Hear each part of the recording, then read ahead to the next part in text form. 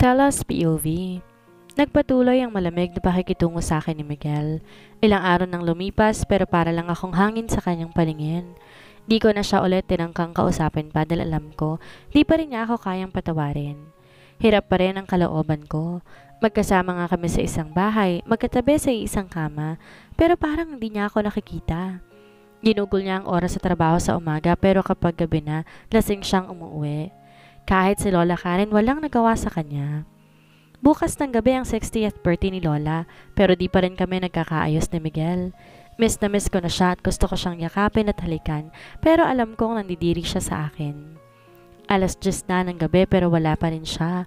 Hindi ko maiwasang mag-alala sa tuwing ginagabi siya ng uwi pero wala naman akong lakas ng loob para tanungin siya o kausapin man lang siya.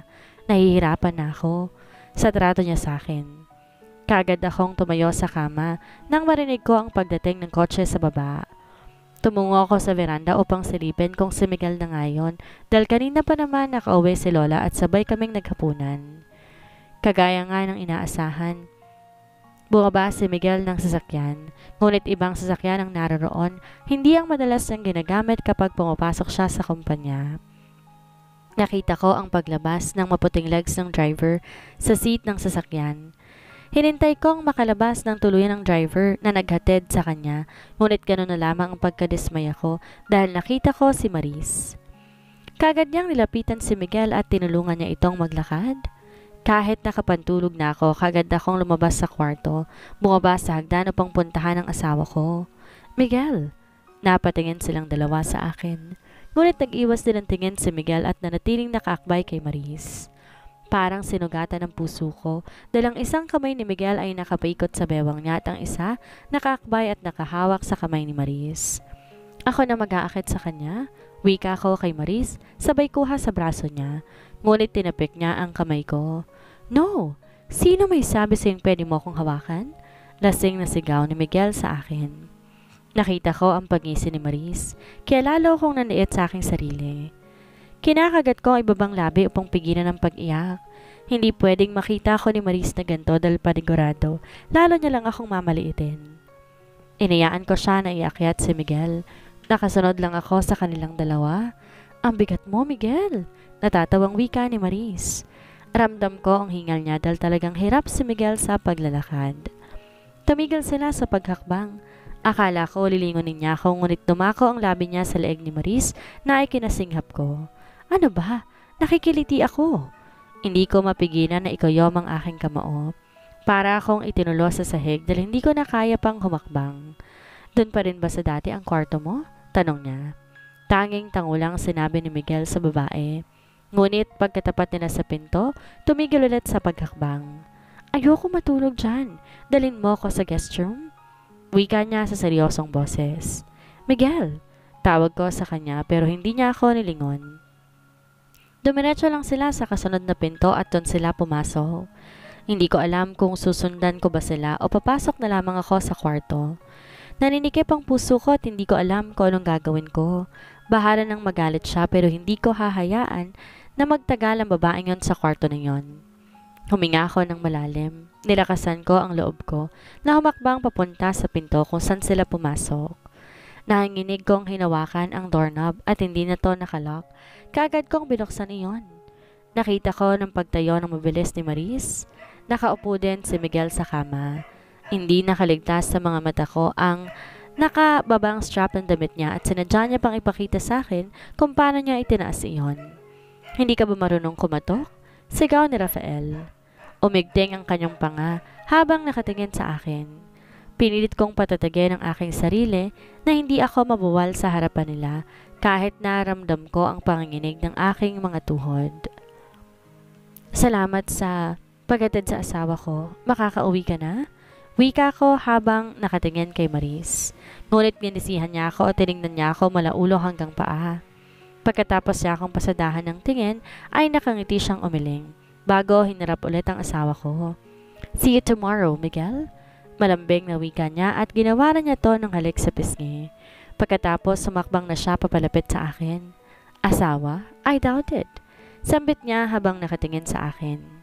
Bago niya akong inisihan at humakbang papalabas ng pinto. Nakayuko ako at lumabas, sinarado na ang pinto. Kahit naman kausapin ko si Miguel, ay wala ring mangyayari dahil sigurado sisigawan lamang niya akong muli. Ayokong magising si Lola sa pagtatalo namin, kaya hinayaan ko na lang siyang magpahinga. Mabagal ang hakbang na tinungo ko ang pinto ng aming kwarto. Pagkasarado ko, agad akong sumandal sa likuran at hinayaan kong kumawala ang mga luha na kanina ko pa pilit pinipigilan. Alam ko, may kasalanan ako sa kanya pero hindi ko yon ginusto. Pero siya, kung hindi ko sila sinundan, maaaring kung sana sila nakarating. Kung hindi niya na ako mahal, sabihin niya lang, mas gusto ko pa yon kaysa palagi niyang ginagawa to sa akin. Kakapit ako, Miguel. Kakapit ako kasi alam kong mahal mo ko. Kakapit ako kasi alam kong sa kabila ng nangyari, ayaw mo pa rin akong bitawan. Gagawin kong lahat, mapatawad mo lamang ako. Kinabukasan, sabay kaming nag-almusal ni Lola Karen. Nakaalis na raw si Miguel, pero uuwi din yon mamaya dahil sabay-sabay kaming pupunta sa party ni Lola na gaganapin sa isang mamahaling restaurant. Di ako nagising ng maaga dahil magdamag akong umiyak. Bakas pa rin ang lalim ng aking eyebag, kaya nalagyan ko na lang ng concealer para di mapansin ni Lola. Lola, paano po mamayang gabi? Tanong ko sa kanya. Stella, wag mo nang isipin. Dilipas din ang galit ni Miguel. Wika niya at hinawakan niya na mahigpit ang kamay ko. Lola, mahal ko po kayo at mahal ko rin po si Miguel. Malaki po ang kasalanan ko sa kanya pati na rin po sa inyo. At kung hindi na po talaga niya ako mapapatawad, I'm willing to let him go kahit masakit. Stella, apo, iyon lang po kasi ang magagawa ko eh. Please po, Lola. Gusto ko siyang maging masaya at kung hindi ko maibibigay yun sa kanya, I'm willing to give him up because I love him so much. Sinipat ko ang aking sarili sa harap ng salamin. Ayoko mang pumunta sa birthday party ni Lola, alam kong hindi papayag si Lola. Kaya pinilit ko ang sarili kong magbihis ng maganda at mamahaling dress na si Lola pa mismo ang pumili nang bumisita kami sa isang mamahaling boutique kanina. Isang pink satin spaghetti long dress ang pinili niya. Simple pero elegant na tinerlohan ko lamang ng diamond earrings. Katamtaman lamang din ang taas ng takong ko at hindi ko naman naaapakan ang laylayan nito. Simple lang din ang naging ayos ko. Tamang makeup lang at hairband na may konting hibla na nakalaglag sa gilid ng aking mukha. Huminga ako ng malalim. Lumabas na rin sa aking kwarto. Ihahatid daw kami ng driver doon. Ang sabi ni Lola, may nilakad daw si Miguel, kaya dire-diretso na daw siya doon. Bagay na bagay ang damit na pinili ko sa iyo, apo. Nakangiting sabi ni Lola nang makababa na ako sa sala. Maraming salamat po, Lola. Dapat nga po ako magreregalo sa inyo eh. Nahihiyang sabi ko sa kanya. Lumapit siya sa akin at tinawakan ang kamay ko. Magkaayos lang kayo ulit ni Miguel? Yun ang may bibigay niyong regalo sa akin, sagot niya. Nangilid ang mga luha ko. Gustong gusto ko na, pero lumalayo pa rin si Miguel sa akin. At habang tumatagal, hindi ko na kaya pang hawakan ang natitirang pag-asa ko na mapatawad niya ako. Ilang minuto lang biniyahe namin, narating na agad namin ang mamahaling restaurant kung saan ipinagdiriwang ang birthday ni Lola. Pinagbuksan kami ng driver ng pinto at kagad akong umikot sa kabila para samahan si Lola. Kaya naman niyang maglakad dahil malakas pa siya sa edad niya. Hindi mo akalain dahil maingat si Lola sa kanyang kinakain kaya hindi siya gaano nakakaramdam ng pagtanda. Papasok na sana kami ni Lola ng venue na makita ko ang pagdating na isa pang kotse. Ang kotseng naghatid kay Miguel nung isang gabi. Kagad kong nakita ang pagbaba ni Miguel. Bihis na bis ito at inalalayan na makababa si Maris. Panibagong sakit na naman ang gumuhit sa aking puso. Hindi alam ni Lola dahil nasa harapan ng tingin niya, kaya nagpatuloy kami sa pagpasok matapos magtamang aming mga mata. Kagad kaming sinalubong ng mga bisita ni Lola. Wala man lang akong makitang ordinaryong suot dahil halos lahat sila'y elegante at halatang nabibilang sa mayayamang pamilya. Pinanghinaan ako ng loob dahil alam kong hindi ako nabibilang sa ginagalawan nilang mundo. Malaki ang pagkakaiba ng mundo ng mayayaman at mahihirap na tao dahil ang mga mayayaman mas focus sa kung papaano nila pararamihin ang pera nila at ang mahihirap iniisip kung paano magkakalaman ang kanilang sikmura. May iba din na handang mag-take ng risk para umunlad ng buhay pero mas maraming natatakot dahil sanay na sila sa kung ano ang kaya nilang gawin araw-araw at nabubuhay sila sa kanilang comfort zone. Kung hindi ako sinuwerteng ampunin ni Lola Karen, siguro hinahanda ko ng aking sarili na tupatin ang aking pangarap. Happy birthday, Grandma! Sabay-sabay nabati ng apat na kaibigan ni Miguel. Hindi ko akalaing makikita ko sila ngayong gabi, ngunit di nakaligtas sa akin ang kakaiba nilang tingin, kaya napayuko ako sa kanila. Lola, pupunta lang po ako sa banyo. Paalam ko sa kanya. Dahil unti-unti na rin nagsisalapitan sa kanya ang mga inimbita niya sa party na to. Mabilis ang hakbang kong pumunta sa banyo. Dahil nahagip ng mata ko ang pagpasok nila Miguel, nakahawak pa si Marie sa braso niya. Lihim ang naging kasal namin noon ni Miguel kaya hindi na ako nagtataka kung bakit malakas ang loob niya na magpakita sa ibang tao na may kasamang iba. Pumasok ako sa cubicle at sumandal sa dingding. Kailangan kong mag-ipon ng lakas ng loob para bumalik kung saan ang nagaganap na party. Lalabas sana ako nang may narinig ako na pumasok sa loob ng banyo at nagtatawanan sila. Maris, aminin mo nga, bakit kasama mo si Miguel? Huwag mong sabihin na ginamit mong huling alas mo kaya napasayo siya. Nadinig kong wika na isang babae. No need, girls. Tinulungan na ako ng tadhana na mapa sa akin siya. Siyempre, kailangan muna naming intayan at kusang umalis ang asawa niya na sumama sa ibang lalaki dahil yon ang gusto ni Miguel. Ayaw niya kasing bigyan ng sama ng loob ang lola niya dahil baka matuluyan ito. Hindi ako maaaring magkamali. Si Maris ang nagsasalita. Nanginginig ang kamay ko habang hawak ko ang lock ng pinto dahil sa narinig kong sinabi niya. Ang hibang ko, hindi ko man lang naramdaman na gusto niya nang umalis. Kaya pala ganun na lamang kung ipagtabuyan niya ako. Kaya pala pinandidirian niya ako. Nawala na ang katiting na pag-asa ko na magiging maayos ulit kaming dalawa. Gusto ko mang umiyak pero kahit na lumuha pa ako, hindi niya na ako magagawang mahalin ulit, kagaya ng lagi niyang sinasabi at ipinaparamdam sa akin noon. Kahit nahihirapan ako, kailangan kong lumaban. Kung nagawa ko yun noon, mas magagawa ko yun ngayon. Narinig kong lumabas na sila dahil sa pagsara ng pinto, kaya lumabas na rin ako. Nagulat na lamang ako na may biglang humawak ng kamay ko. Saan ka pupunta? Raven? Carlos? Totoo ba ang sinabi ni Miguel sa amin? Tanong niya sa akin. Tumango ako at yumuko dahil nahihiya ako sa sarili ko. Bumuntong hininga si Raven. Ayaw ni Miguel na lumapit kami sa'yo. Stella, naging magkaibigan na rin tayo pero hindi namin alam kung gaano kasakit ang nagawa mo. Gustuhin ka naman naming tulungan kay Miguel pero hindi na. Putol ko sa sasabihin niya. What do you mean? Hahayaan mo lamang si Miguel kay Maris? Kunot noong tanong ni Carlos. May magagawa pa ba ako kung siya mismo ang umayaw sa akin? Kung hindi ko pa narinig kay Maris mismo ang lahat, na inaantay na lang pala niya akong umalis sa mansyon dahil ayaw ni Miguel na siya mismo papaalis sa akin dahil kay Lola, sana pinagbigyan ko na siya. Sana hindi na ako umasa na mapapatawad niya ako ulit, Carlos. Hindi ko sinasadya ang nangyari sa amin ni Marcos. Ngunit di ko kaya ipagtanggol ang sarili ko dahil isang hamak na ulila lang naman ako. Pagkatapos kong sabihin yon ay tinalikuran ko na sila. Narinig ko pang pagtawag ni Raven ngunit hindi na ako lumingon pa. Bumalik ako sa loob at hinanap ko si Lola Karen. Ngunit abala siya sa pakikipag-usap sa mga bisita niya kaya nagpa siya ako na lumabas na lamang at lumanghap ng sariwang hangin. Naglakad ako sa malawak na hardin ng restaurant. Pinagmamasdan ng maliit na ilaw na nakapaikot sa malaking halaman na kinortehan ng bilog ang buong sanga at mga dahon. Umakbang pa ako, ngunit natigalgal ako na makita kong naghahalikan sina Miguel at Maris. Enjoy na enjoy sila sa paraan ng paghalik nilang dalawa sa isa't isa. Nanlalabo ng aking mga mata, ngunit hindi ko hinayaan na tumulong ang aking luha. Kagad ko yung pinunasan at mabilis akong humakbang papalayo sa kanila.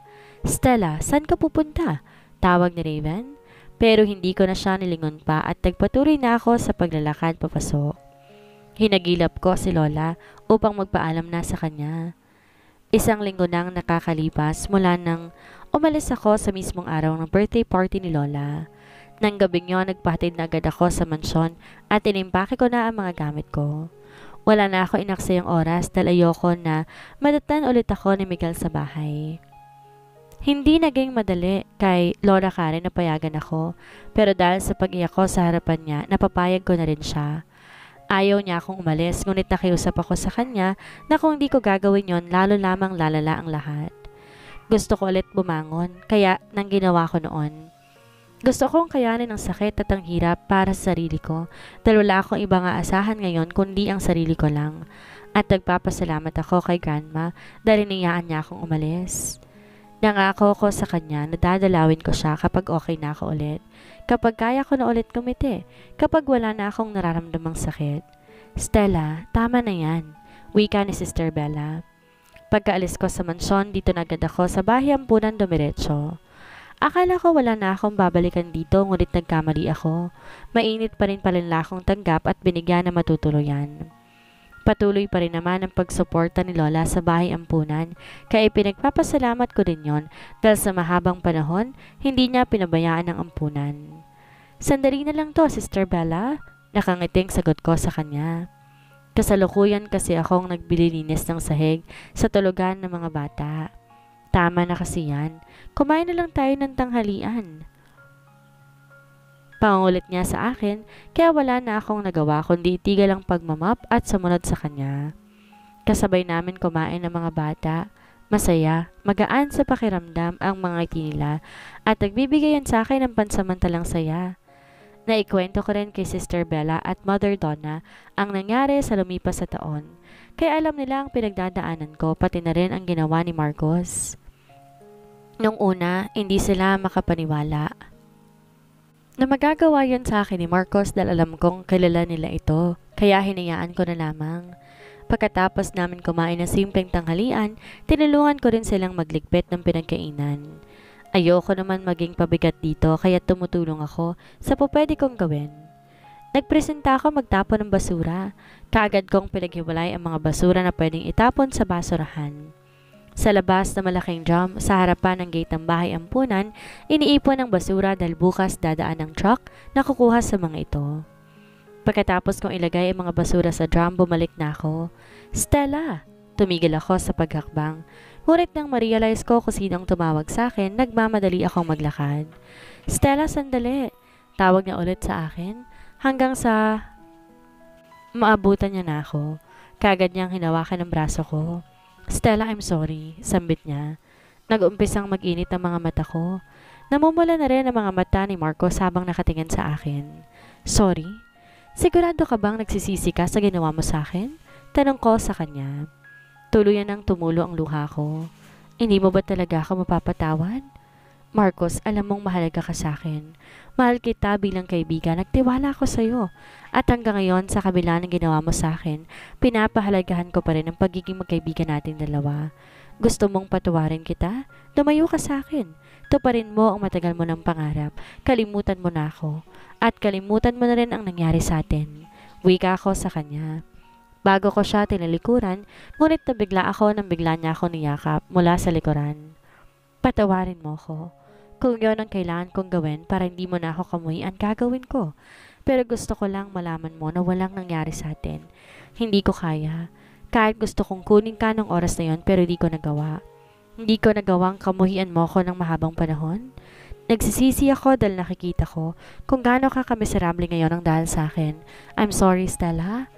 Nabitawan niya ako nang mapalahod ako sa damuhan. Hindi ako makapaniwala na sasabihin niya yun sa akin. Di ko inakalang kasinungalingan lang lahat ng nangyari at wala talaga siyang ginawa sa akin. Naramdaman ko yun noon, ngunit dala ng aking emosyon at galit ni Miguel, hindi ko na yon binigyan ng pansin. Ngunit ngayon na kay Marcos na mismo nanggaling ang lahat. Hindi ko alam kung dapat ba akong maging masaya. Stella, umalis ka na, Marcos. Kahit ano pa ang sabihin mo, kahit nagsasabi ka pa ng totoo, wala na akong magagawa. Wala na kami ni Miguel at hindi niya na ako babalikan pa. Walang emosyon na sabi ko sa kanya. Nalambot ang mga tuhod ko, ngunit pinilit kong tumayo. Ngunit nakakaisang hakbang pa lamang ako, nagdilim na ng tuluyan ang paningin ko at ang huli kong nalala ang pagsalo sa amin ni Marcos. Nasaan ako? Tanong ko kay Sister Bella. Kakamulat lang ng mata ko at nilibot ko ang aking paningin. Bakit ako nandito? Kunot noong tanong ko. Magpahinga ka muna, Stella. Wika niya sa akin ng akma sana akong tatayo. Ngayon alam na ni Stella na walang nangyari sa kanila ni Marcos. Magkaayos na kaya sila ni Miguel o tuluyan niya ng layuan ng asawa niya. At dito na po nagtatapos ang kabanata ng ating kwento. Please like, share, subscribe for more updates. Maraming salamat po.